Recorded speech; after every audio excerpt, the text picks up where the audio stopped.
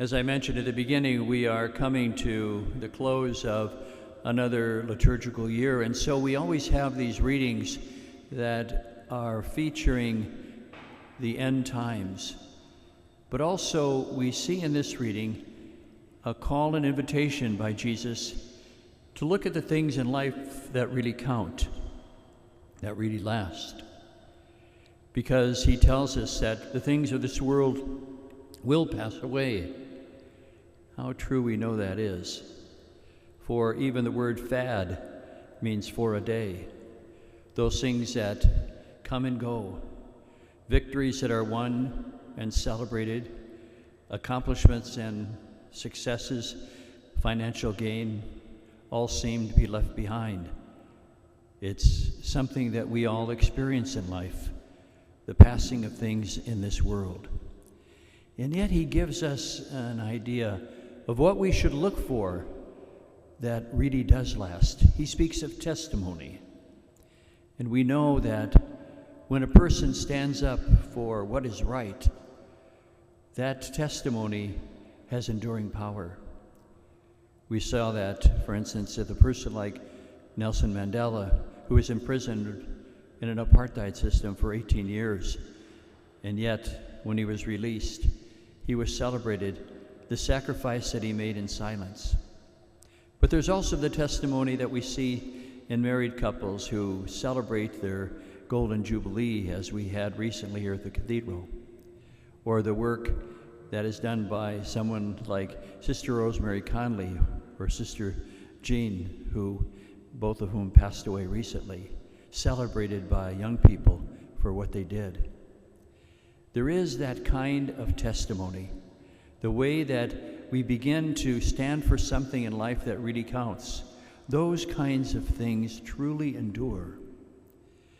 But we also know that as we come to this season of Thanksgiving, that our willingness to acknowledge how God has blessed us also is something that endures.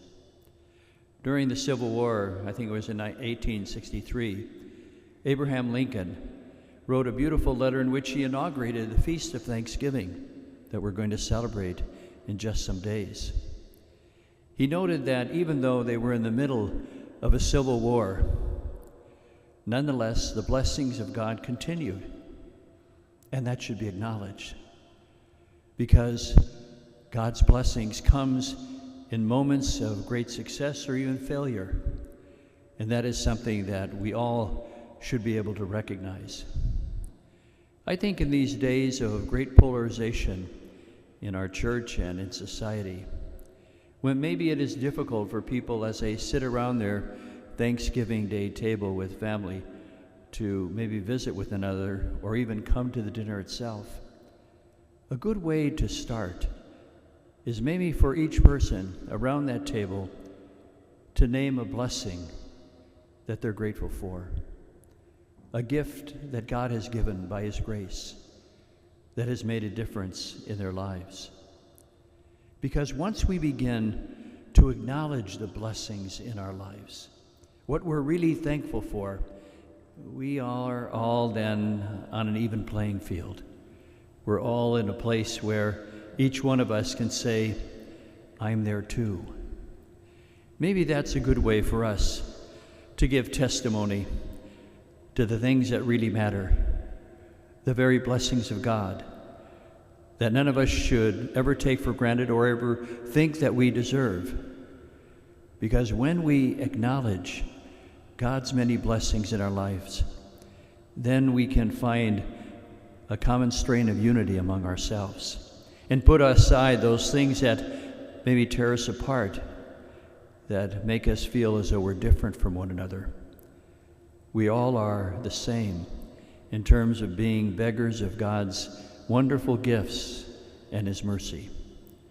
So my hope is that as people gather around their table with their family for Thanksgiving, they'll find a common unity in realizing that they have been blessed, realizing that that is something that endures, that really counts.